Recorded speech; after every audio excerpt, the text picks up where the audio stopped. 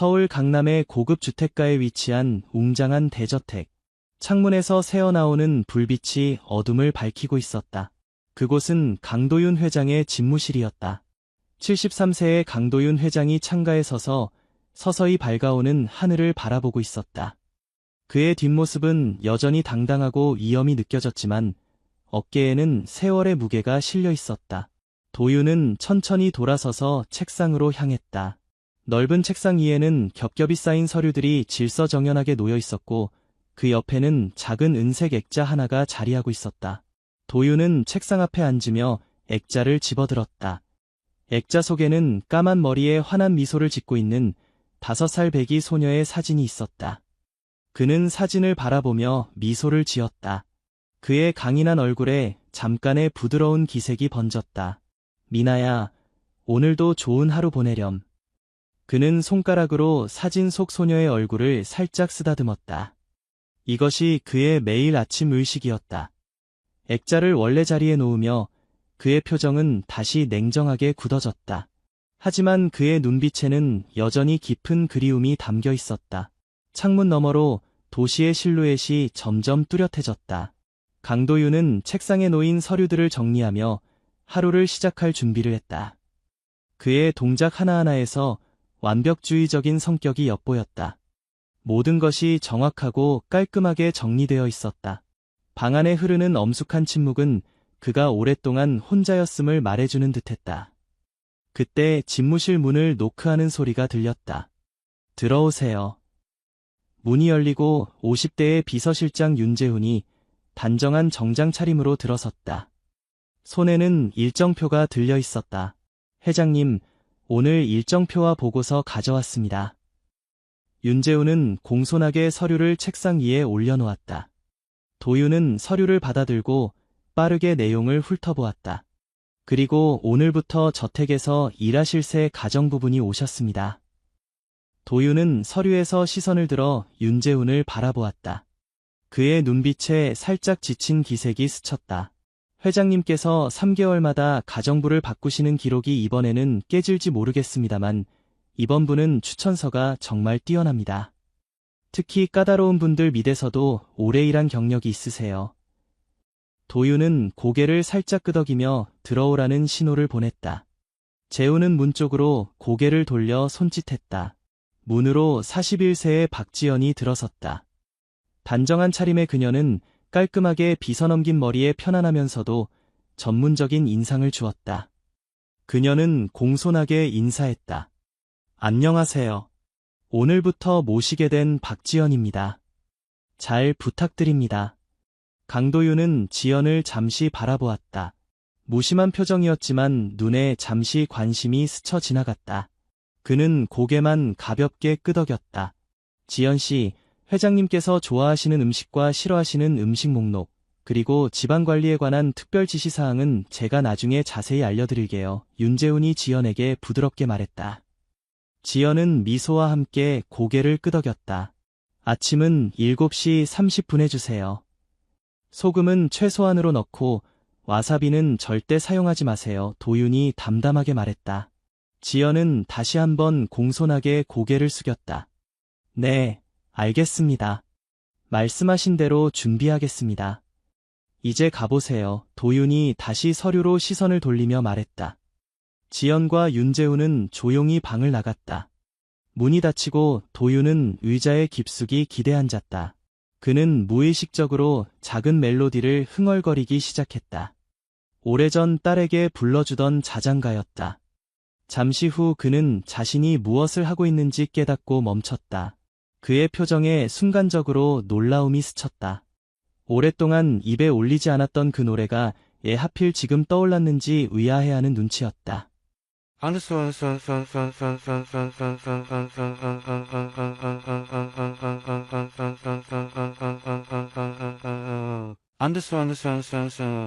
저택의 주방에서 지연은 정성스럽게 아침 식사를 준비하고 있었다. 그녀의 손놀림은 빠르면서도 정확했다. 강도윤의 식사는 단순해 보이지만 준비 과정은 복잡했다. 그릇들은 정확히 같은 간격으로 놓여야 했고 음식은 시계 방향으로 특정한 순서에 따라 배치되어야 했다. 아침 식사 준비됐습니다. 지연이 식당에 들어서자 강도윤은 시계를 확인했다. 정확히 7시 30분이었다. 그는 자리에 앉으며 음식을 살펴보았다. 모든 것이 그가 지시한 대로 완벽하게 준비되어 있었다. 밥은 175도에서 정확히 15분간 뜸을 들였나요? 네, 회장님. 그리고 국물 온도는 80도로 맞췄습니다. 도윤은 고개를 끄덕이고 식사를 시작했다. 그날 오후 강도윤의 옷장 앞에서 지연은 그의 옷을 정리하고 있었다.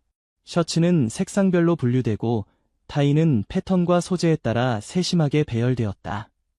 양복은 착용한 날짜를 기록해두고 최소 일주일 간격으로 순환시키고 셔츠의 단추는 항상 잠가둬야 합니다. 지연은 조용히 고개를 끄덕이며 지시사항을 하나하나 메모했다. 이전 가정부들이 견디지 못했던 세세한 요구사항들을 그녀는 묵묵히 따랐다. 밤 11시 강도윤이 서재에서 책을 읽고 있었다. 지연은 조용히 문을 두드리고 들어와 따뜻한 차를 내려놓았다. 회장님, 취침 전 차 가져왔습니다. 카모마일입니다. 강도윤은 놀란 표정으로 그녀를 바라보았다. 그는 차를 요청한 적이 없었다. 매일 밤 이맘때쯤 차를 드신다는 기록을 보고 준비해드렸습니다. 강도윤은 잠시 말없이 그녀를 바라보다가 차를 받아들었다. 그의 눈에 미세한 감사의 표정이 스쳤다.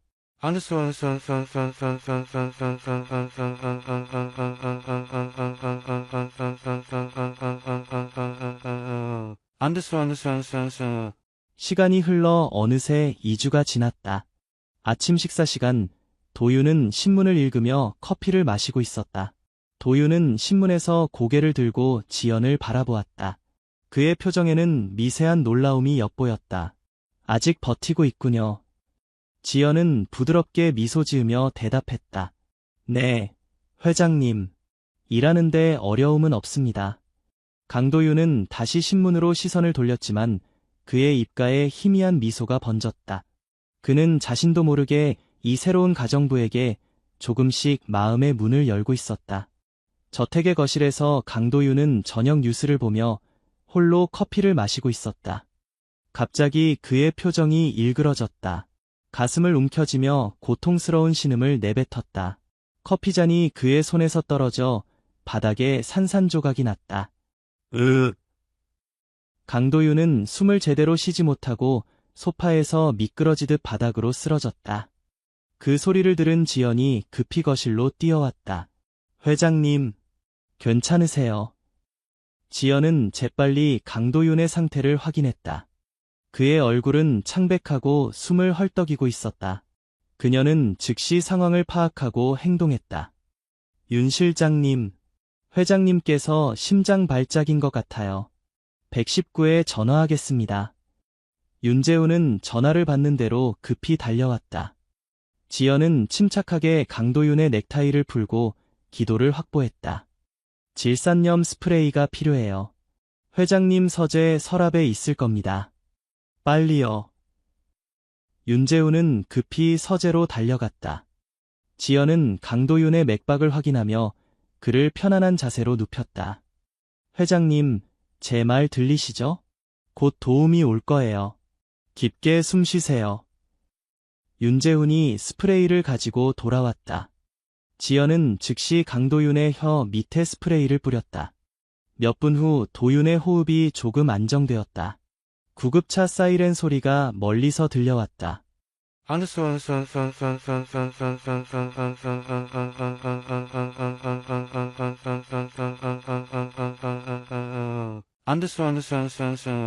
잠시 후 병원 병실. 도윤이 서서히 의식을 되찾았다.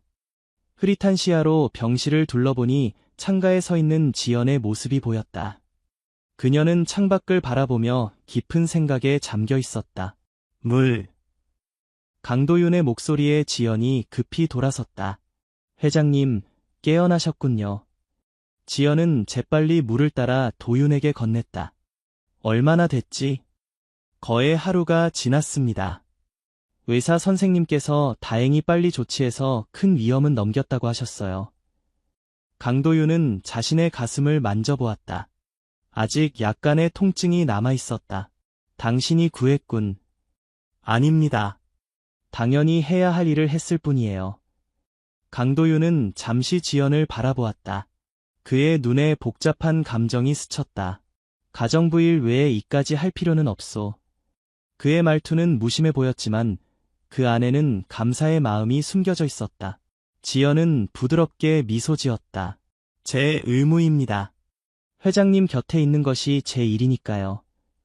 그녀의 단순한 대답 속에는 진심 어린 걱정과 안도감이 담겨 있었다. 도윤은 더 이상 말을 잇지 않고 천장을 바라보았다.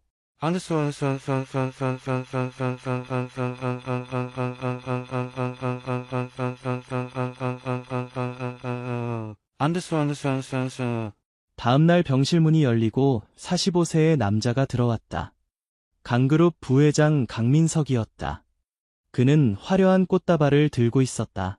삼촌, 많이 좋아지셨습니까? 너무 걱정했습니다. 강민석은 과장된 걱정을 표현하며 침대 옆에 꽃다발을 놓았다. 지연은 조용히 자리를 비워주려고 했다. 가지 마시오, 지연씨. 도윤의 말에 지연은 자리에 남았다. 민석은 지연을 힐끗 보고는 다시 강도윤에게 시선을 돌렸다. 삼촌, 이제 회사 일은 접어두세요. 제가 다 알아서 할 테니까요. 삼촌 건강이 더 중요합니다. 민석의 말투는 친절했지만 그의 눈에는 회사에 대한 욕심이 엿보였다. 도윤은 차갑게 대답했다. 아직 죽을 생각 없다. 내일 퇴원할 예정이야. 강민석의 표정이 순간 굳었다가 다시 미소로 바뀌었다. 아, 그러시군요. 하지만 무리하지 마세요. 회사는 내가 돌아갈 때까지 현상 유지해. 중요한 결정은 모두 보류하고. 강민석은 억지 미소를 지으며 고개를 끄덕였다. 그러다가 지연에게 시선을 돌렸다. 이분이 삼촌을 구해주셨다고 들었습니다. 정말 감사합니다. 그런데 어떻게 심장약이 서재해 있는지 아셨죠? 그의 말에는 의심이 담겨 있었다. 지연은 차분하게 대답했다. 회장님 약을 정리하면서 알게 되었습니다. 심장 질환이 있으신 줄 알고 항상 주의하고 있었어요. 강민석은 뭔가 더 말하려다가 강도윤의 차가운 시선을 받고 입을 다물었다. 그는 어색하게 웃으며 자리에서 일어났다. 그럼 저는 이만 가보겠습니다. 회사에서 기다리는 미팅이 있어서요. 빨리 회복하세요, 삼촌. 강민석이 나간 후 병실은 다시 조용해졌다. 강도윤은 지연을 바라보았다. 내일 퇴원하면 집에서 조용히 쉬고 싶소. 지연은 고개를 끄덕였다. 모든 준비를 해두겠습니다. 강도윤의 눈에 미세한 신뢰의 감정이 스쳤다. 그는 처음으로 누군가에게 마음을 열기 시작했다.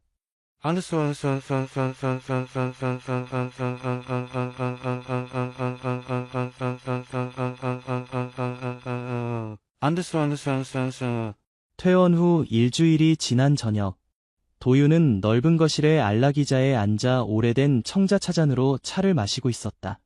은은한 조명 아래 그의 얼굴에는 피로가 깃들어 있었지만 눈빛만은 여전히 날카로웠다. 벽시계가 9시를 알리는 소리가 조용히 울렸다. 지연이 정리된 서류 뭉치를 들고 거실로 들어섰다. 내일 일정 서류입니다. 확인해 주시면 됩니다. 지연이 테이블 위에 서류를 올려놓았다. 그녀는 작은 차 테이블에 놓인 닭이 세트를 바라보고 물었다. 차 한 잔 더 드릴까요? 도윤은 고개를 끄덕였다. 여기에 앉아 나와 같이 차를 한잔하게. 지연은 고개를 끄덕이며 정성스럽게 차를 따르고 한 잔을 자신에게도 따랐다. 그녀가 잔을 든 순간 도윤은 무언가 특이한 점을 발견했다. 오른손으로 컵을 잡을 때 얇지만 살짝 구부린 채 차잔 받침을 안정적으로 받치고 있었다. 강도윤의 눈이 미세하게 커졌다. 그는 자신의 손을 내려다보았다. 무의식적으로 똑같은 자세로 잔을 들고 있었던 것이다. 그는 오래전 아내가 자신의 이 특이한 습관을 자주 놀렸던 기억을 떠올렸다. 뭔가 불편한 점이라도 있으신가요? 지연의 질문에 강도윤은 자신이 그녀를 한참 동안 쳐다보고 있었다는 것을 깨닫고 시선을 돌렸다. 아니, 괜찮소. 도윤은 다시 서류로 시선을 돌렸지만 그의 마음속에는 이상한 감정이 일어나기 시작했다.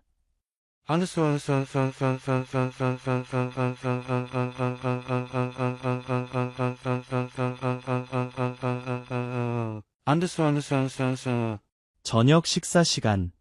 평소보다 일찍 식당에 도착한 도윤은 지연이 식사를 차리는 모습을 지켜보았다. 그녀는 강도윤의 자리 앞에 모든 것을 완벽하게 배치했다.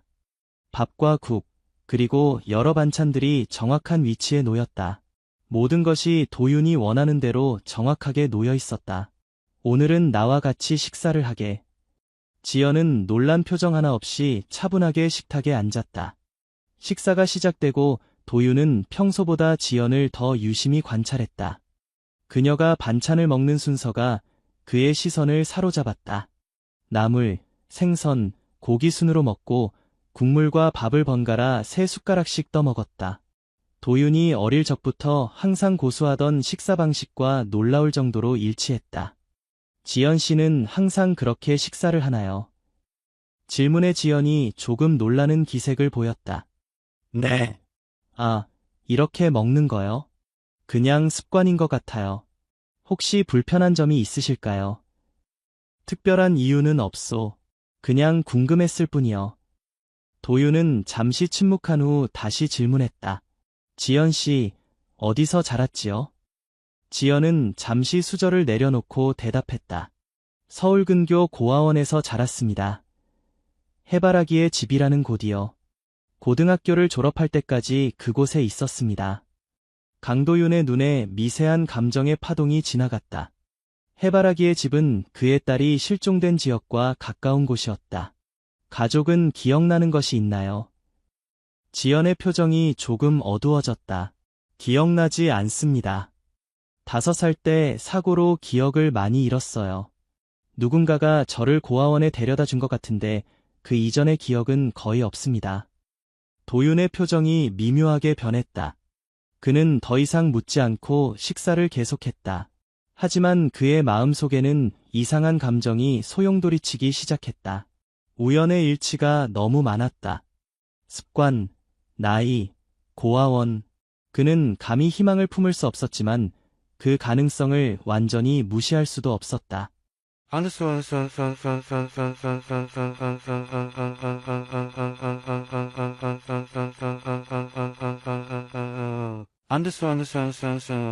다음 날 오후, 지연은 도윤의 약을 정리하기 위해 그의 서재에 들어갔다. 강도윤 회장은 병원에 추가 검진을 받으러 외출한 상태였다. 서재는 언제나처럼 정갈하게 정리되어 있었다. 지연은 책상 옆 서랍을 열어 약통을 정리하기 시작했다. 서랍을 정리하던 중 가장 안쪽에서 작은 나무 상자를 발견했다. 약들 사이에 숨겨져 있던 것이었다. 호기심에 이끌려 그녀는 상자를 조심스럽게 꺼내 살펴보았다. 오래되었지만 정교하게 만들어진 음악 상자였다. 표면에는 섬세한 무늬가 새겨져 있고 이에는 작은 발레리나 인형이 장식되어 있었다. 지연은 잠시 망설이다가 상자를 열어보았다. 상자가 열리자 부드러운 멜로디가 흘러나왔다. 그 순간 지연의 표정이 굳었다. 멜로디는 단순했지만 묘하게 마음을 울리는 노래였다. 그리고 무엇보다도 이 멜로디는 어딘가 매우 익숙했다. 마치 오래전부터 알고 있던 노래처럼 느껴졌다. 지연의 눈에서 갑자기 눈물이 맺혔다. 그녀는 자신의 반응에 놀라 눈물을 재빨리 닦아냈다. 이 노래가 이토록 강한 감정을 불러일으키는지 이해할 수 없었다. 이 노래, 어디서 들어본 것 같아. 지연은 무의식적으로 멜로디를 따라 흥얼거리기 시작했다. 그녀의 목소리는 작지만 정확하게 멜로디를 따라갔다. 마치 수백 번 불러봤던 노래처럼 자연스럽게 흘러나왔다. 그때 그 모습을 문 너머로 도윤이 지켜보고 있었다. 그는 방금 병원에서 돌아와 서재로 향하던 중이었다. 문이 살짝 열려 있어 안을 들여다보니 지연이 그의 소중한 음악 상자를 들고 노래를 흥얼거리고 있는 모습이 보였다. 강도윤의 표정은 복잡한 감정으로 가득 차 있었다. 그 음악 상자는 딸의 5번째 생일 선물이었고 그 멜로디는 그가 직접 작곡한 자장가였다. 아내와 함께 매일 밤 딸에게 불러주던 특별한 노래로 가족 외에는 아무도 알지 못하는 멜로디였다. 강도윤의 손이 미세하게 떨렸다. 그는 소리 없이 돌아섰다. 그의 마음속에는 의심과 기대, 두려움이 뒤섞여 있었다. 설마 그녀가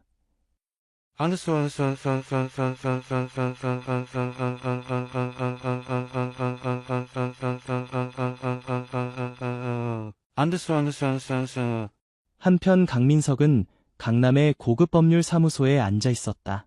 창문 너머로 서울의 화려한 야경이 펼쳐져 있었지만 그의 표정은 분노로 일그러져 있었다. 그의 앞에는 중년의 변호사가 서류를 펼쳐놓고 있었다. 확실해. 삼촌이 유언장을 수정했다고. 강민석의 목소리에는 억누를 수 없는 분노가 묻어났다. 변호사는 침착하게 고개를 끄덕였다. 네, 강 회장님께서 지난주에 유언장 일부를 수정하셨네요. 대부분은 그대로지만 한 가지 중요한 조항이 추가되었습니다. 어떤 조항인데? 변호사는 서류를 가리키며 읽기 시작했다. 의미 있는 도움을 준 사람에게 상당한 재산을 남긴다는 내용입니다. 구체적인 액수는 명시되어 있지 않지만 회장님의 주식 중 일부와 부동산이 포함된 것으로 보입니다. 강민석의 얼굴이 창백해졌다. 그는 자리에서 벌떡 일어나 창가로 향했다. 그 사람이 누구인지 명시되어 있어? 아니요. 특정인의 이름은 언급되지 않았습니다. 다만 최근 곁에서 진정한 도움을 준 사람이라는 표현이 있습니다. 강민석은 창틀을 세게 내리쳤다. 그의 눈에는 분노와 불안이 뒤섞여 있었다. 분명 그 가정부 때문이야. 불과 2달 전에 나타난 여자가 삼촌의 마음을 이렇게 사로잡다니. 삼촌이 그렇게 쉽게 사람을 신뢰하는 성격이 아니잖아. 변호사는 조심스럽게 말했다. 그 가정부에 대해 뭔가 알고 계신 게 있으신가요? 회장님께서 특별히 신뢰하게 된 이유가 있을 수도 있습니다. 강민석은 눈을 가늘게 뜨며 생각에 잠겼다. 그는 책상 앞으로 돌아와 의자에 깊숙이 앉았다. 그 여자가 삼촌의 심장 발작 때 응급처치를 했다고 들었어. 하지만 그게 유언장을 바꿀 정도인가? 뭔가 이상해. 의도적으로 삼촌에게 접근한 것은 아닌지 의심스러워. 변호사는 메모를 하며 고개를 끄덕였다. 배경조사를 해보는 것이 좋겠습니다. 전문 조사관을 고용해서 당장에. 강민석의 목소리는 결단력이 넘쳤다. 그의 눈에는 의심과 질투, 그리고 두려움이 번갈아 비쳤다. 삼촌의 재산이 엉뚱한 곳으로 가게 놔둘 수는 없어. 내가 그동안 회사에 바친 시간과 노력이 물거품이 될 순 없어. 변호사는 서류를 정리하며 조심스럽게 제안했다. 회장님께 직접 이야기해보는 건 어떨까요? 솔직하게 우려를 표현하시면. 강민석은 비웃듯 웃었다. 삼촌이 내 말을 들을 것 같아? 지금까지 한 번이라도 내 의견을 진지하게 고려한 적 있어?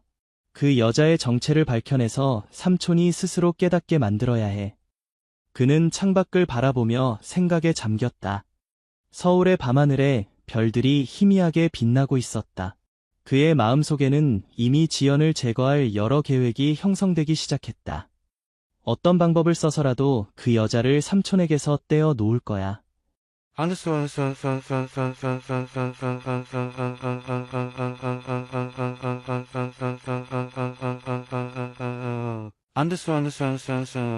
비가 내리는 저녁, 강민석은 고급 호텔 라운지의 구석진 테이블에 앉아 있었다. 창밖으로는 서울의 빗물에 젖은 거리가 보였다. 그의 앞에는 중년의 남자가 앉아 있었다. 검은 양복의 단정한 외모였지만 날카로운 눈빛이 그의 직업을 짐작게 했다. 임상우, 강민석이 고용한 사설 탐정이었다. 조사 결과를 가져왔습니다. 임상우는 조심스럽게 갈색 봉투를 테이블 위에 올려놓았다. 강민석은 주변을 살핀 후 봉투를 열어 안에 서류들을 꺼냈다. 박지연, 41세, 현재 주소는 서울시 마포구. 강민석은 서류를 빠르게 훑어보았다. 이건 이미 아는 정보야. 과거는. 임상우는 다른 서류를 가리켰다. 여기 보시면 그녀는 해바라기의 집 고아원 출신이 맞습니다. 30년 전 당시 5살로 추정되는 나이로 고아원에 맡겨졌습니다. 강민석은 관심을 보이며 자세히 살펴보았다. 고아원 기록에 따르면 그녀는 머리에 심한 부상을 입은 채로 발견되었습니다. 잠실 인근의 강변공원 벤치에서 누군가에 의해 발견되어 병원으로 이송되었고 의식불명 상태였다가 회복된 후에도 과거에 대한 기억은 거의 없었다고 합니다. 강민석의 눈이 커졌다. 잠실이라고?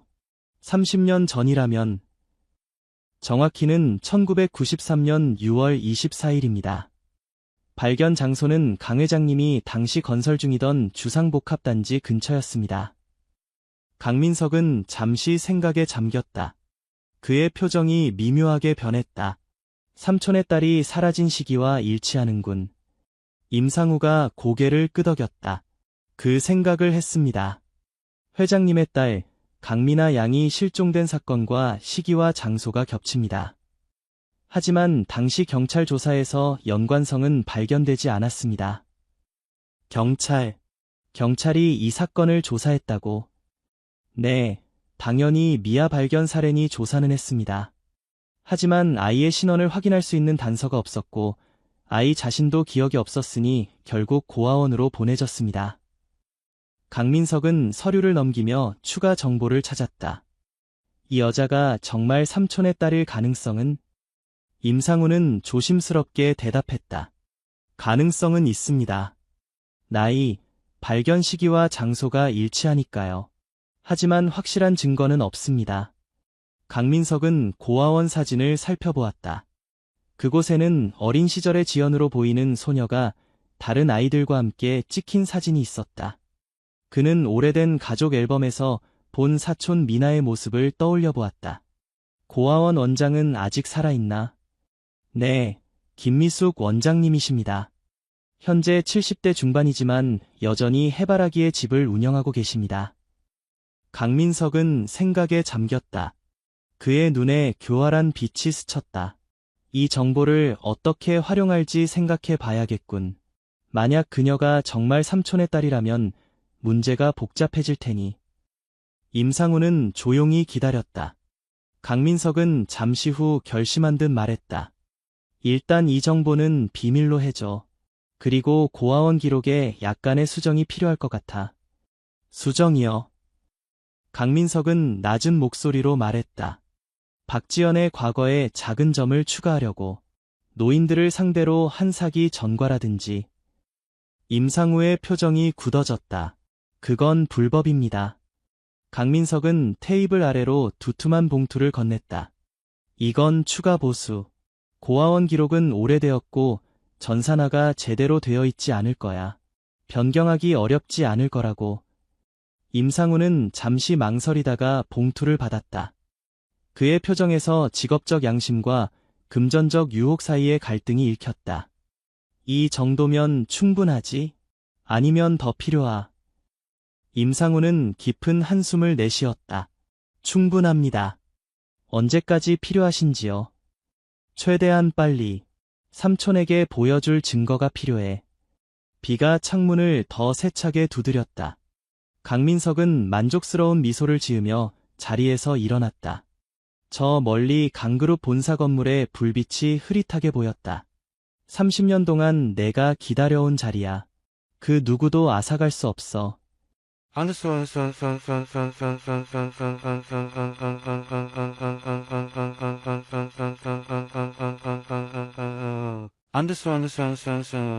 햇빛이 따스하게 비치는 오후, 도윤은 정원의 파고라 아래에서 홀로 차를 마시고 있었다. 그의 눈은 책을 향하고 있었지만 마음은 다른 곳에 가 있었다. 최근 들어 지연의 행동과 습관에서 발견한 유사점들이 그의 마음을 혼란스럽게 만들고 있었다. 멀리서 지연이 화분에 물을 주는 모습이 보였다. 그녀는 정성스럽게 정원의 각 식물들을 돌보며 가끔 나지막이 혼잣말을 하는 듯했다. 강도윤은 무심코 그녀를 지켜보았다. 갑자기 지연이 가시에 손을 긁혔는지 짧게 소리를 내며 놀라 손을 흔들며 뒤로 물러섰다. 괜찮은가? 강도윤이 자리에서 일어나 걱정스럽게 물었다. 네, 괜찮습니다. 작은 긁힘뿐이에요. 지연이 웃으며 대답했다. 도윤이 가까이 다가가 그녀의 손을 살펴보았다. 긁힌 자국은 미미했지만 그의 시선은 지연의 오른쪽 손목 근처에 있는 오래된 흉터에 고정되었다. 약 5cm 길이의 희미한 반달 모양 흉터였다. 이 흉터는... 강도윤의 목소리가 미세하게 떨렸다. 지연은 무의식적으로 흉터를 손으로 가렸다. 오래된 상처예요. 정확히 어떻게 다쳤는지는 기억이 나지 않습니다. 강도윤의 머릿속에 갑자기 오래된 기억이 떠올랐다. 30년 전 그네를 타다 딸 미나가 넘어져 손목 근처를 다쳤던 그날. 정확히 같은 자리, 같은 모양의 상처였다. 괜찮아. 그냥 생각났을 뿐이요. 그는 억지로 평정을 유지하며 자리로 돌아갔다.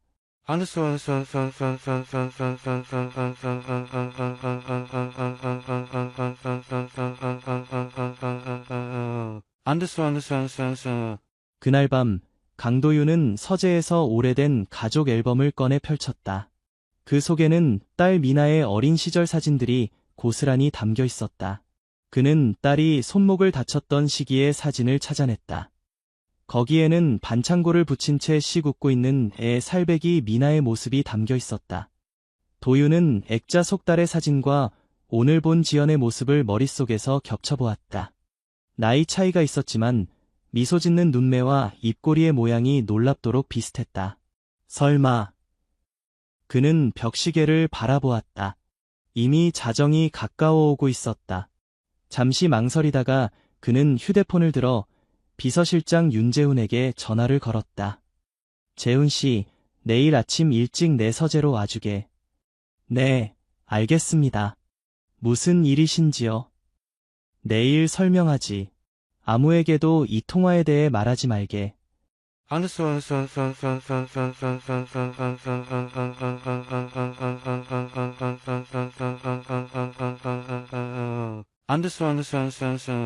다음날 아침 윤재훈은 약속대로 강도윤의 서재를 찾았다.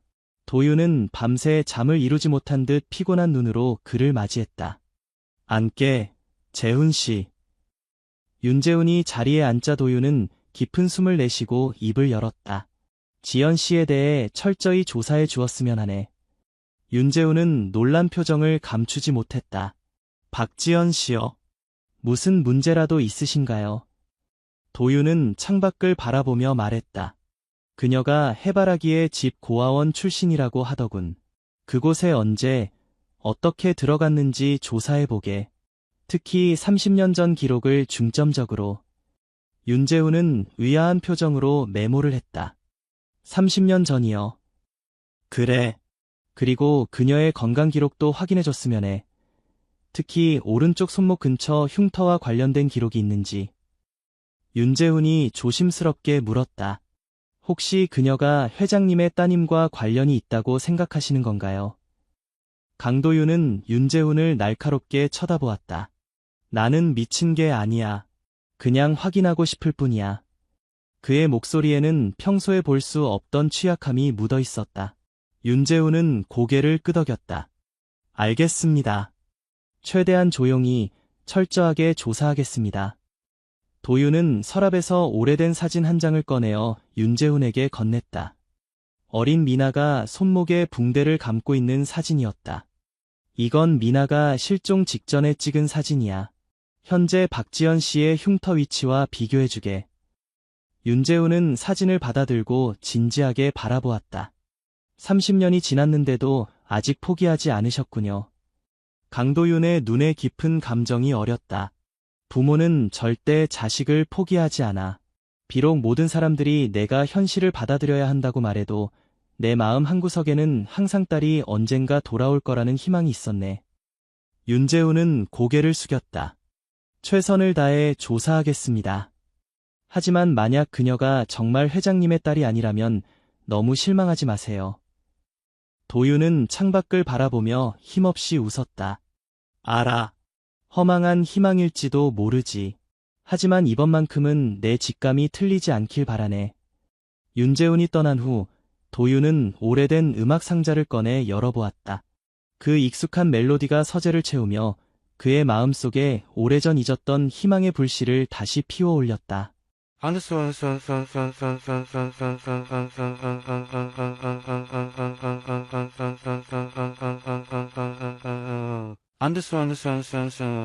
저택 곳곳에서 분주한 움직임이 느껴졌다. 오늘은 강도윤 회장의 73번째 생일이었다. 지연은 아침부터 특별한 저녁 식사를 준비하기 위해 분주히 움직이고 있었다. 주방에서는 요리사들이 도윤이 좋아하는 음식들을 준비하고 지연은 모든 과정을 꼼꼼히 감독했다. 장식은 너무 화려하지 않게, 회장님은 단정한 것을 좋아하세요. 지연의 지시에 따라 직원들이 식당을 정갈하게 꾸미고 있었다. 테이블 위에는 고급 식기들이 놓여지고 창가에는 은은한 조명이 설치되었다. 지연은 마지막으로 자신이 직접 준비한 선물 상자를 확인했다. 그 안에는 그녀가 밤늦게까지 정성껏 짠 진한 남색 목도리가 들어있었다.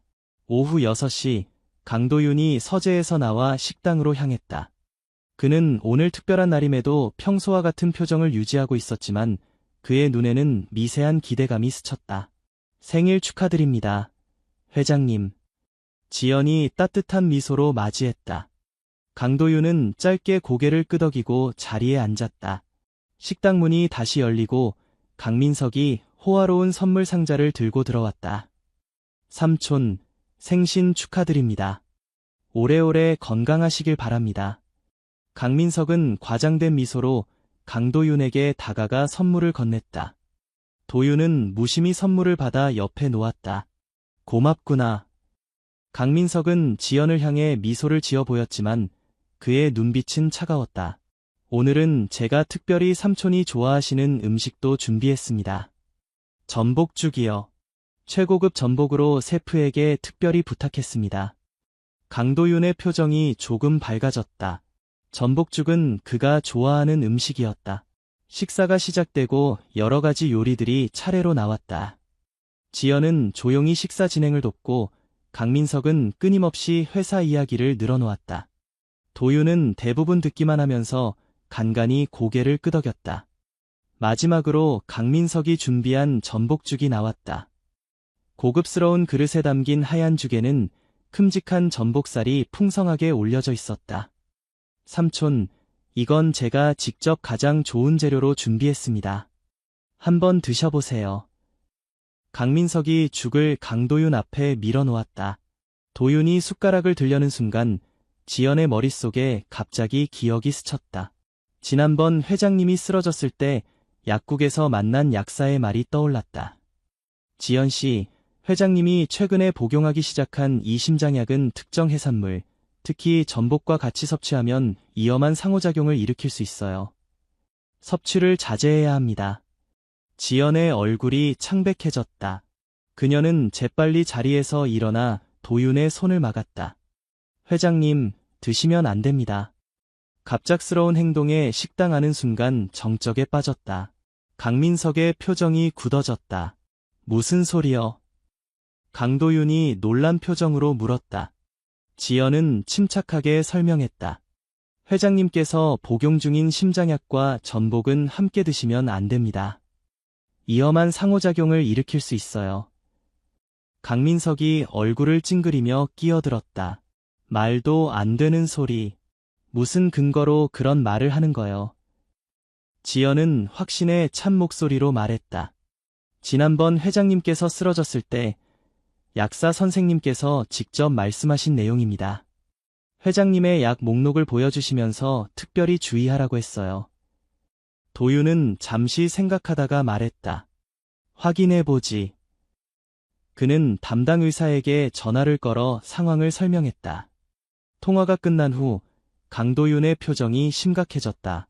민서가, 내 말이 맞구나.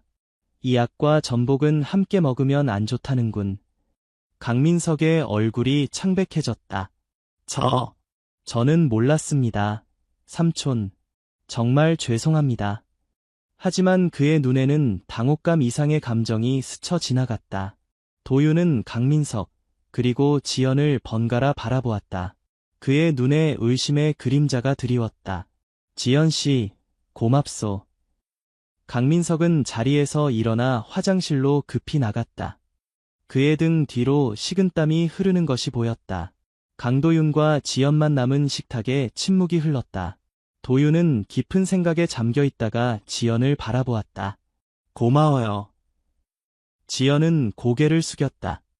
제가 해야 할 일을 한 것뿐입니다. 도윤은 테이블 위에 놓인 지연의 선물 상자를 바라보았다. 그건 뭐요? 지연은 부끄러운 듯 상자를 건넸다. 작은 선물입니다.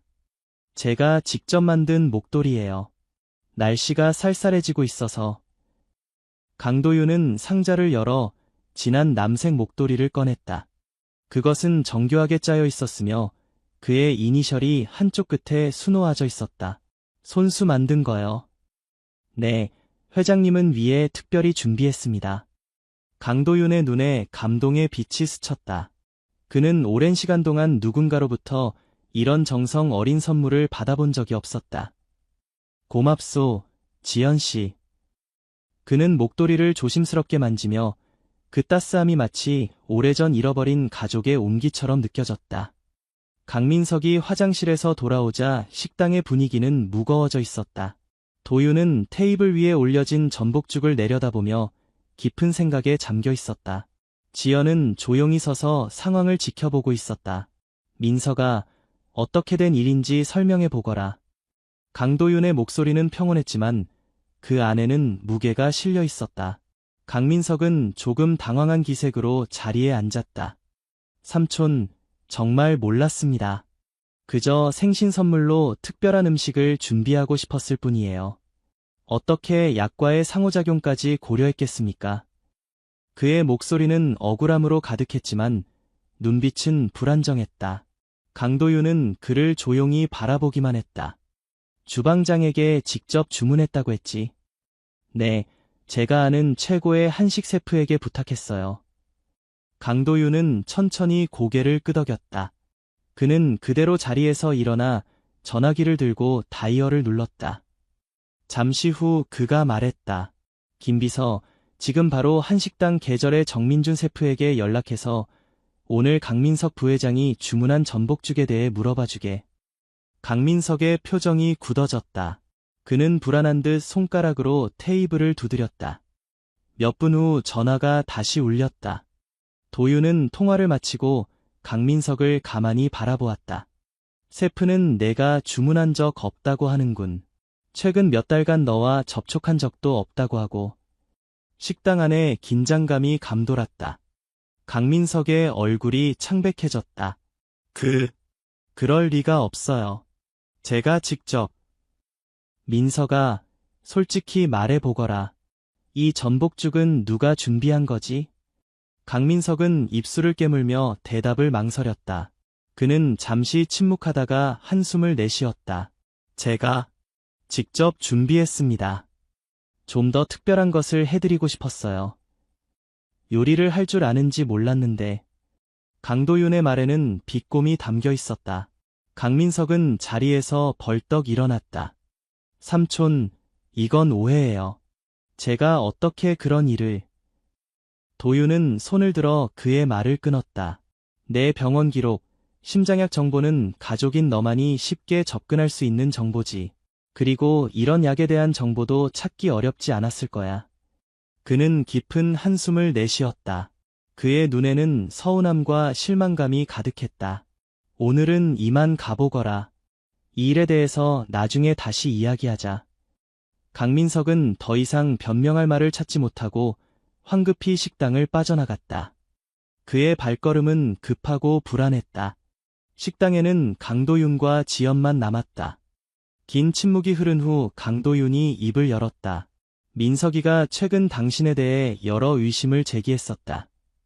당신이 노인들을 상대로 사기를 치는 전력이 있다는 기록까지 보여줬지.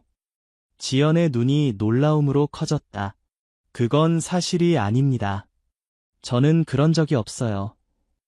강도윤은 부드럽게 미소 지었다. 알고 있어. 민석이가 보여준 기록이 조작된 것 같다는 의심이 들었지. 이제는 확신하는군.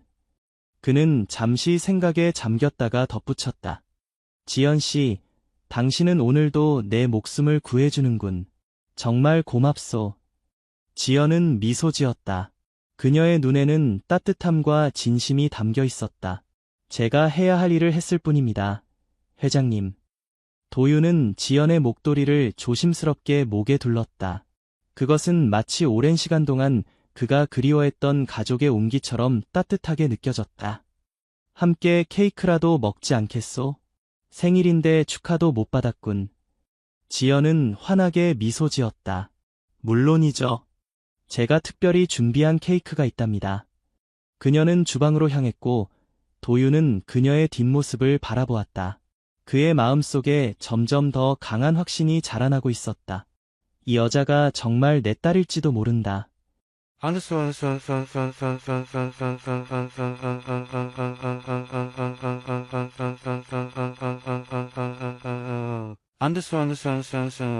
이른 아침, 강도윤의 집무실. 그의 표정은 평소보다 긴장되어 있고 끊임없이 시계를 확인했다.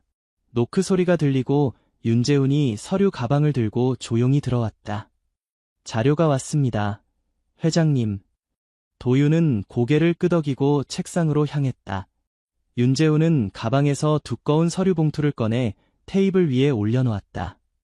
생각보다 많은 시간이 걸렸군.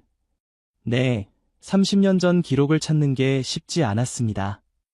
특히 고아원 기록은 대부분 수기로 작성되어 있어서 디지털화되어 있지 않았어요. 도윤은 서류 봉투를 열어 내용물을 꺼냈다. 여기 1993년 6월 24일 경찰 보고서입니다. 잠실에 있는 강그룹의 주상복합 건설 현장 인근에서 발견된 미확인 여아에 관한 내용입니다. 강도윤은 떨리는 손으로 보고서를 집어들었다. 이 아이는 건설 자재에 부딪혀 머리를 크게 다쳤고 지나가던 남성에 의해 병원으로 이송되었습니다. 오른쪽 손목 근처에 반달 모양의 상처가 있었다고 기록되어 있습니다. 강도윤의 표정이 굳어졌다. 계속해서 아이는 몇 개월간 의식불명 상태였고 깨어난 후에는 자신의 이름이나 부모에 대해 아무것도 기억하지 못했습니다. 신원을 확인할 수 없어 결국 해바라기의 집 고아원으로 이송되었습니다. 윤재훈은 다음 서류를 펼쳤다. 이건 해바라기의 집 고아원의 입소 기록입니다. 당시 원장이었던 김미숙 씨가 작성한 내용인데요. 아이가 갖고 있던 유일한 소지품은 미미라는 이름의 고양이 인형 하나뿐이었다고 합니다. 강도윤의 눈이 커졌다. 미미는 그의 딸이 항상 데리고 다니던 고양이 인형의 이름이었다. 강도윤은 자리에서 일어나 창가로 향했다. 그의 어깨가 미세하게 떨리는 것이 보였다. 회장님, 이건 놀라운 일치입니다. 사고 장소와 시간, 상처의 위치, 인형 이름까지. 강도윤은 깊은 숨을 내쉬었다. 이건 우연일 수 없어. 그는 다시 책상으로 돌아와 다른 서류들을 살펴보았다. 그 중에는 해바라기의 집에서 찍은 어린 시절 지연의 사진도 있었다. 흐릿하지만 그 눈매와 미소는 강도윤이 간직하고 있는 딸의 모습과 놀랍도록 비슷했다. 그리고 이건 박지연 씨의 의료 기록입니다. 그녀의 혈액형은 AB형으로 회장님과 같습니다. 게다가 오른쪽 손목의 흉터에 대한 의사소견도 있는데 어린 시절의 외상으로 인한 것으로 보이며 옷에 이전에 생긴 것으로 추정됨이라고 적혀 있습니다. 도윤은 모든 서류를 다시 한번 꼼꼼히 살펴보았다. 모든 조각이 맞아 떨어지는 듯했다. 이 모든 것이 일치한다면 그녀가 정말 내 딸이라는 뜻인가? 그의 목소리에는 믿기지 않는 듯한 떨림이 있었다. 30년간의 기다림과 그리움, 그리고 이제 찾았을지도 모른다는 희망이 그의 마음을 무겁게 짓누르고 있었다. 윤재훈은 신중하게 말했다. 회장님, 모든 정황이 그것을 가리키고 있습니다. 하지만 확실히 하려면 DNA 검사가 필요하겠군. 도윤이 윤재훈의 말을 마무리했다. 그는 깊은 생각에 잠겼다가 다시 입을 열었다. 하지만 이 일을 어떻게 진행해야 하지? 지연 씨에게 직접 말하기엔 아직 시기상조일 수 있습니다. 윤재훈이 조심스럽게 말했다. 만약 검사 결과가 부정적이라면 그녀에게도 큰 상처가 될 테니까요. 비밀리에 진행하는 방법도 있습니다. 강도윤은 고개를 끄덕였다. 그는 이 모든 상황이 꿈만 같았다. 30년 동안 찾아 헤매던 딸이 정작 자신의 집에서 가정부로 일하고 있었다니 운명의 장난처럼 느껴졌다. 그렇게 하지. 조용히 준비해주게. 그리고 이 일은 철저히 비밀로 해야 해. 민석이에게 절대 새어나가선 안 돼. 윤재훈은 이해한다는 듯 고개를 끄덕였다. 이미 필요한 검사기관을 알아봤습니다. 최고의 비밀 유지와 정확도를 보장하는 곳입니다. 지연 씨의 머리카락이나 개인 물품에서 DNA 샘플을 채취하면 됩니다. 강도윤은 창밖을 바라보았다. 그의 눈에는 오랜만에 보는 희망의 빛이 깃들어 있었다. 30년이 흘렀어. 내가 정말 딸을 찾게 될 줄이야. 윤재훈은 조용히 서류들을 정리했다. 그는 도윤이 이렇게 감정적인 모습을 보이는 것을 거의 본 적이 없었다. 회장님, 곧 진실을 알게 될 겁니다. 그동안 인내해주세요. 강도윤은 고개를 끄덕였다. 30년의 기다림 끝에 이제 진실을 마주할 시간이 다가오고 있었다.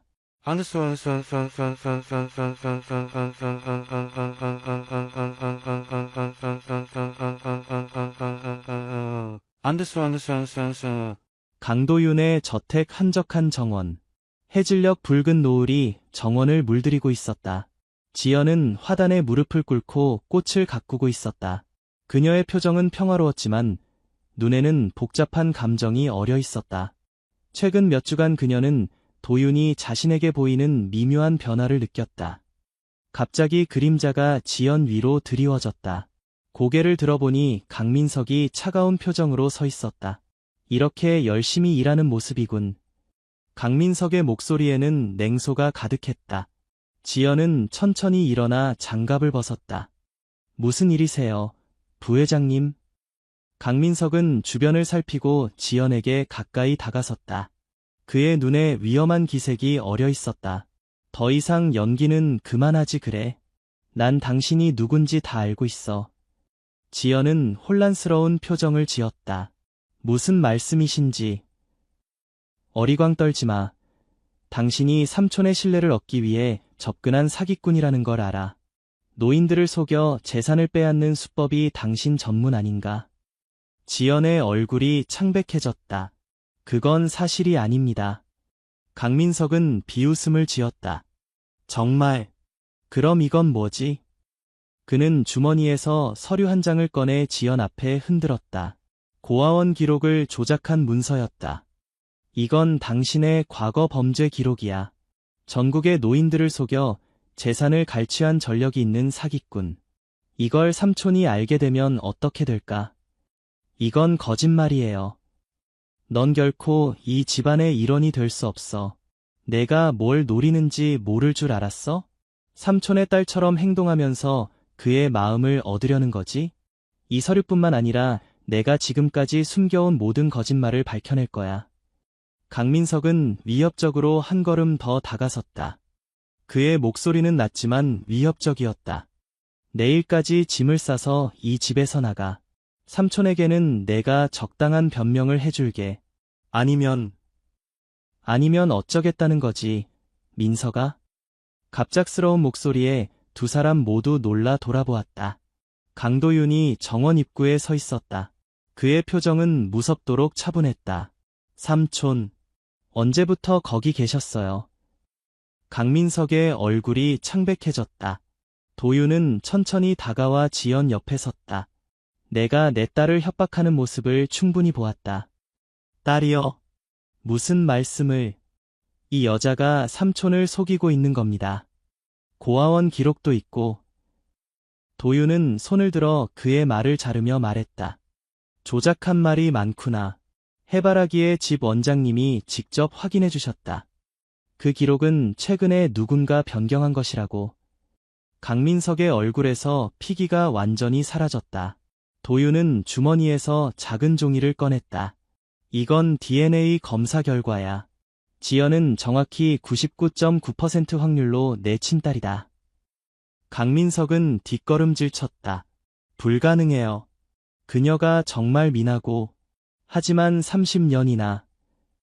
그래, 30년이 지났지만 기적적으로 그녀가 돌아왔어. 내가 해서는 안 될 짓을 한 것 같구나, 민석아. 강도윤의 목소리는 차갑지만 그 안에는 깊은 실망감이 담겨 있었다. 삼촌, 저는 그저 삼촌을 보호하려고. 거짓말은 그만두라. 난 내가 회사를 차지하기 위해 얼마나 필사적인지 잘 안다. 심지어 목숨까지. 강민석은 이제 변명할 말을 찾지 못했다. 그의 시선이 불안하게 흔들렸다. 이제 내 자리는 없다. 내일 아침 회사에 나오지 마라. 모든 권한은 윤재훈에게 위임할 것이고 내 주식은 회사가 다시 매입할 것이다. 삼촌, 그럴 순 없어요. 제가 얼마나 회사를 위해 노력했는지. 충분해. 내가 내 딸을 해치려 했다는 사실만으로도 용서할 수 없다. 이 자리에서 사라지지 않으면 경찰에 신고하겠다. 강민석은 패배감에 어깨를 떨었다. 그는 마지막으로 지연을 노려보고는 고개를 숙인 채 정원을 빠져나갔다. 지연은 아직도 충격에서 벗어나지 못한 채 도윤을 바라보았다. 그의 입에서 내 딸이라는 말이 나온 것이 믿기지 않았다. 회장님, 방금. 강도윤은 천천히 지연을 향해 돌아섰다. 그의 엄격한 표정이 무너지고 눈에는 눈물이 고였다. 미나야, 내 딸. 정말 너였구나. 부녀의 재회를 축복하듯 석양의 마지막 빛이 두 사람을 따스하게 비추었다.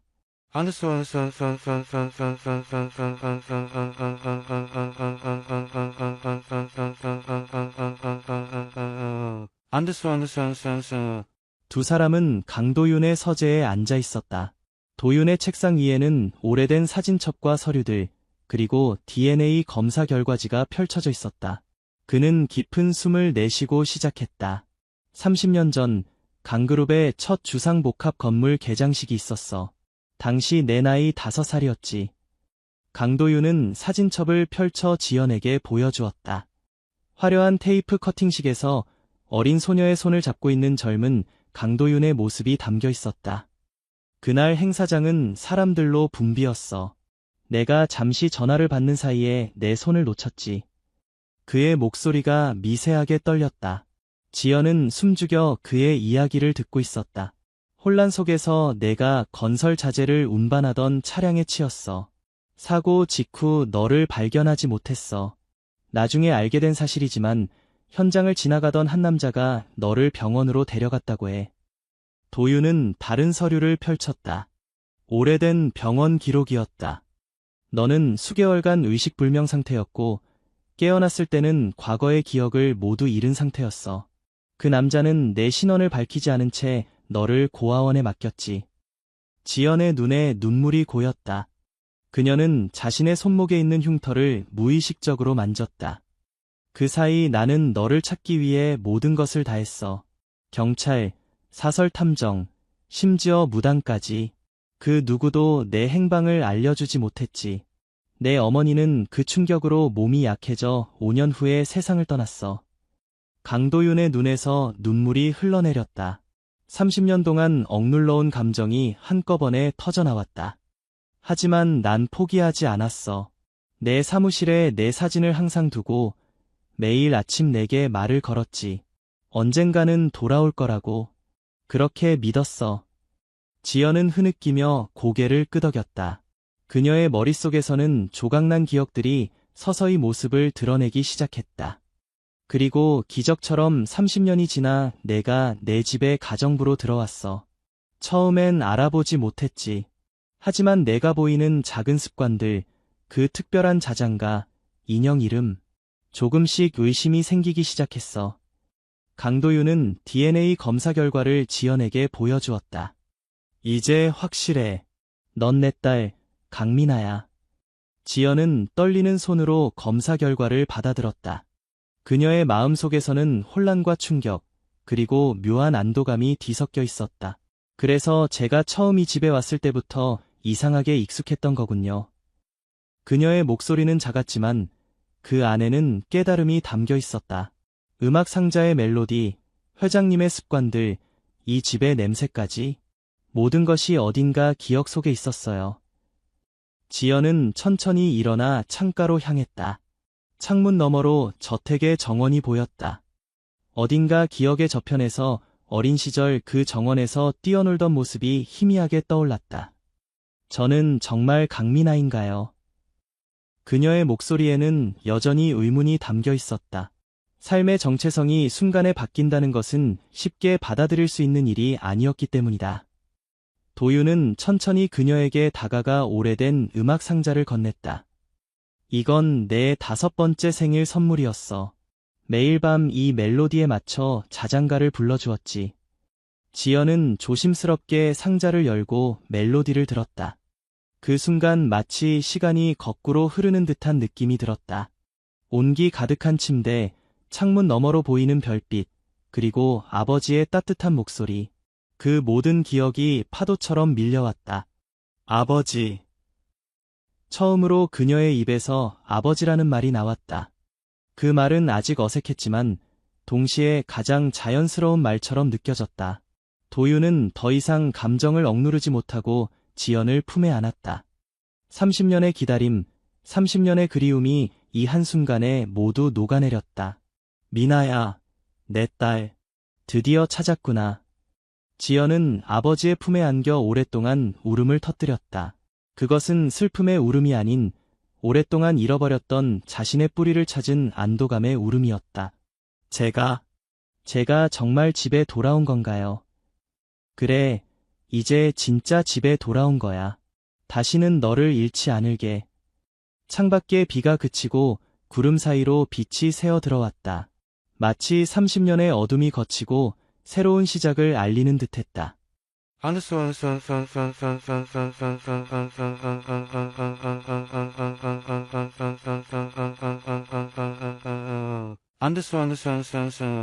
강그룹 본사 건물 대회의실. 모든 임원들과 주요 부서장들이 모여 있었다.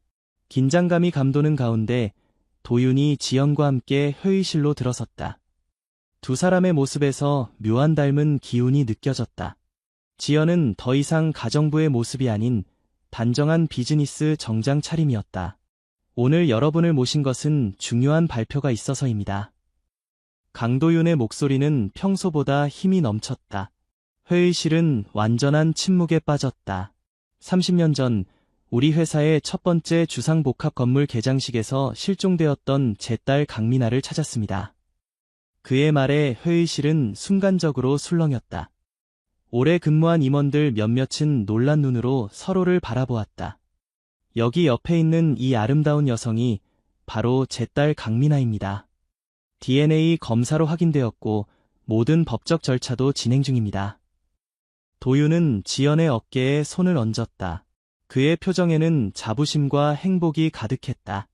또한 오늘부로 강민석 부회장은 회사에서 모든 직위를 박탈하고 그가 보유한 주식은 회사가 매입할 예정입니다. 이유는 회사 이익에 반하는 행위와 개인적인 이유로 인한 것임을 밝힙니다. 이 발표에 더 큰 충격파가 회의실을 휩쓸고 지나갔다. 지연은 조용히 서서 모든 시선을 담담하게 받아들였다. 앞으로 미나는 제 딸로서 그리고 강그룹의 후계자로서 여러분과 함께 일하게 될 것입니다. 많은 도움과 협조를 부탁드립니다. 윤재훈 비서실장이 가장 먼저 일어나 박수를 치기 시작했다. 이내 모든 임원들이 따라 일어나 박수를 보냈다. 지연은 부끄러운 듯 미소 지으며 고개를 숙여 인사했다. 감사합니다. 아직 부족하지만 열심히 배우고 노력하겠습니다.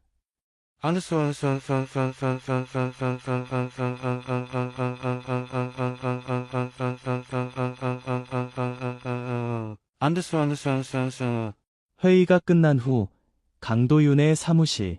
두 사람은 창가에 서서 강그룹이 세운 도시의 풍경을 바라보았다. 어떤가? 너무 갑작스러웠다.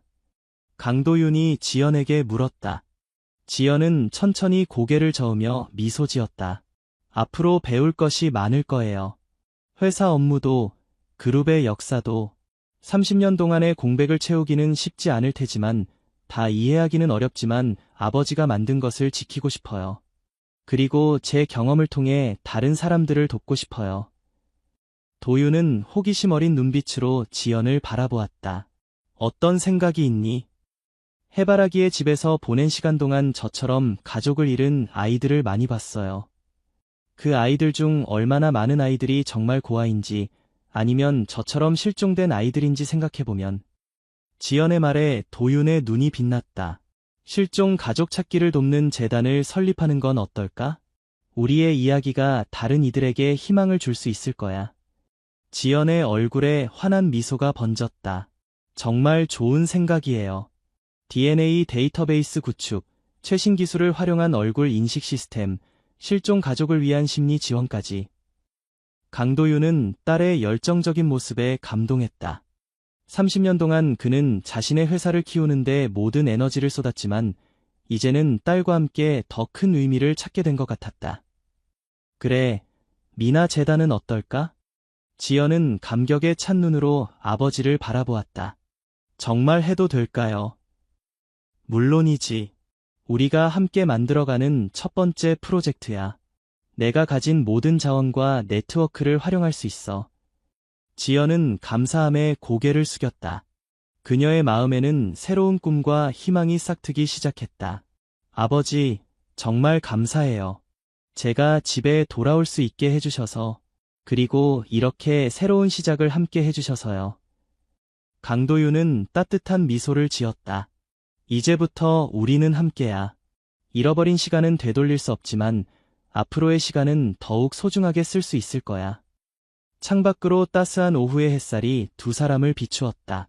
새로운 시작, 새로운 희망을 약속하는 비처럼 말이다.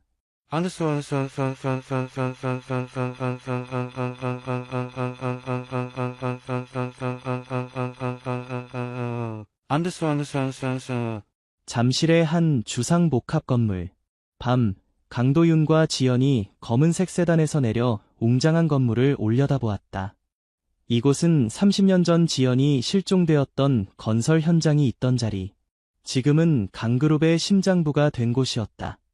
여기가? 지연이 고개를 들어 건물을 바라보았다. 강도윤은 딸의 옆에 서서 함께 건물을 올려다보았다. 그래, 30년 전 내가 사라졌던 곳이야. 두 사람은 천천히 건물 안으로 들어갔다. 건물을 완공한 후 이곳을 매일 왔어. 너를 기억하고 싶었거든. 지연은 아버지의 말에 깊은 감동을 느꼈다. 그가 30년 동안 얼마나 자신을 그리워했는지 다시 한번 실감했다. 도윤은 지연의 팔을 가볍게 잡고 엘리베이터로 향했다. 옥상 정원으로 가자. 거기서 보여주고 싶은 것이 있어. 엘리베이터가 최상층에 도착하고 두 사람은 건물 옥상에 마련된 아름다운 정원으로 나갔다. 서울 전경이 파노라마처럼 펼쳐지는 가운데 정원 한쪽에는 작은 동상이 세워져 있었다. 지연이 다가가 보니 그것은 어린 소녀의 모습을 한 청동 조각상이었다. 소녀는 하늘을 향해 손을 뻗고 있고 그 얼굴에는 희망찬 미소가 담겨 있었다. 이건 너를 기억하기 위해 세운 거야. 건물이 완공되었을 때 이 조각상을 설치했지. 미나의 꿈이라고 이름 붙였어. 지연의 눈에 눈물이 고였다. 그녀는 조각상에 손을 대고 천천히 윤곽을 따라갔다. 내 모습이에요. 그래, 내 기억 속에 남아있는 5살 때의 너 모습이야. 이 정원에 매일 와서 너를 생각했어. 강도윤은 정원 벤치에 앉으며 지연에게 앉기를 권했다. 그날 무슨 일이 있었는지 기억나니? 강도윤이 조심스럽게 물었다. 지연은 잠시 생각에 잠기다가 천천히 고개를 끄덕였다. 단편적인 기억들만 있어요. 사람들이 많았고 제가 아버지 손을 놓쳤던 거, 그리고 갑자기 큰 소리와 함께 어둠이 찾아왔어요. 강도윤의 표정이 고통스럽게 일그러졌다. 내 잘못이었어. 아버지 잘못이 아니에요. 그저 일어난 일일 뿐이에요. 강도윤은 딸의 손을 마주 잡으며 깊은 한숨을 내쉬었다. 이제 그만 자책하세요. 우리는 다시 만났잖아요. 두 사람의 시선이 마주치고 강도윤의 눈에 맺힌 눈물이 천천히 흘러내렸다. 내가 우리 집에 들어왔을 때 어떻게 그걸 알아채지 못했는지 모르겠어. 지금 보니 내 어머니를 닮은 눈과 내 고집이 그대로 느껴지는데. 지연은 미소 지었다. 저도 그런 느낌이 있었어요. 강도윤은 딸의 어깨를 감싸 안았다. 이제 놓치지 않을게. 지연은 아버지에게 기대며 부드럽게 미소 지었다. 알아요, 아버지. 두 사람은 오랫동안 그렇게 서서 도시를 내려다보았다. 과거의 아픔이 있던 이 장소에서 이제 그들은 새로운 미래를 향한 약속을 나누었다.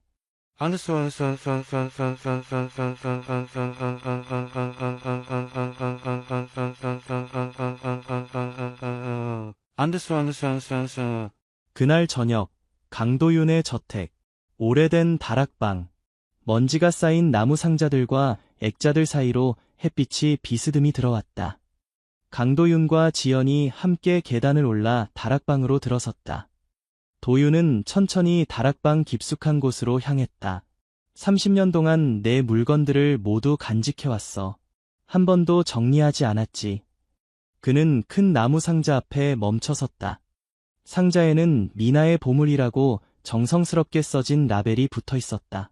도윤이 조심스럽게 상자의 뚜껑을 열었다. 지연은 상자 안을 들여다보았다.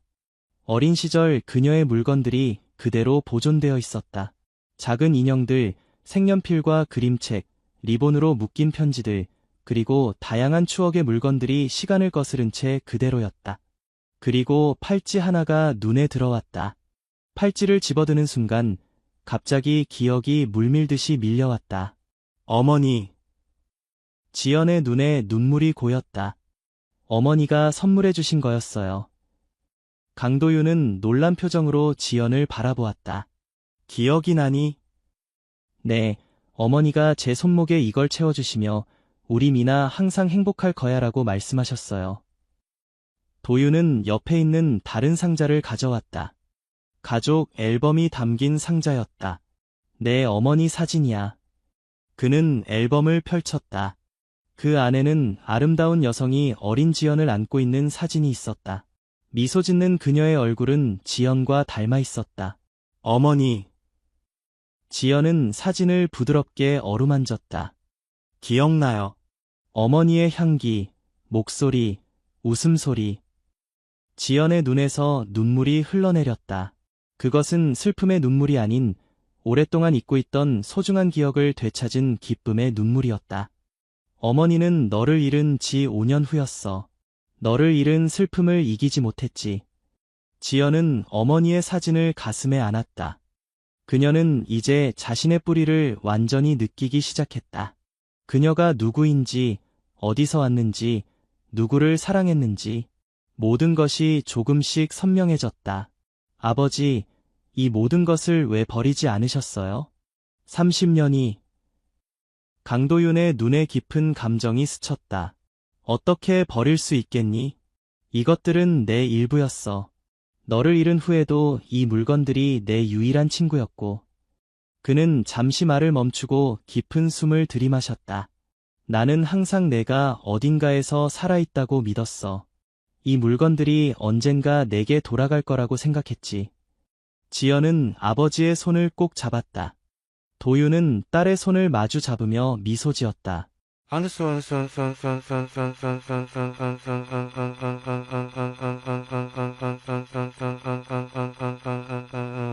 안됐어. 1년이 지난 어느 가을 오후, 서울 한강공원. 나뭇잎들이 황금빛과 붉은빛으로 물들어 바람에 살랑거렸다. 강도윤과 지연이 강변을 따라 천천히 걷고 있었다. 두 사람의 모습에서는 더 이상 어색함이 느껴지지 않았다. 이제 그들은 진정한 부녀로 서로에게 가장 편안한 존재가 되었다. 여기였어요. 지연이 한 벤치 앞에서 멈춰섰다. 정말이니? 확실해. 도윤이 벤치를 살펴보았다. 네, 어머니와 아버지랑 항상 이 자리에 앉아서 한강을 바라봤어요. 제 5번째 생일 전날 저녁에도요. 두 사람은 벤치에 나란히 앉았다. 강 너머로 저녁 노을이 붉게 물들기 시작하고 강물에 그 빛이 반사되어 아름다운 풍경을 만들어냈다. 놀랍구나. 내 기억이 이렇게 돌아올 줄은 몰랐어. 강도윤이 감탄하듯 말했다. 저도 놀라워요.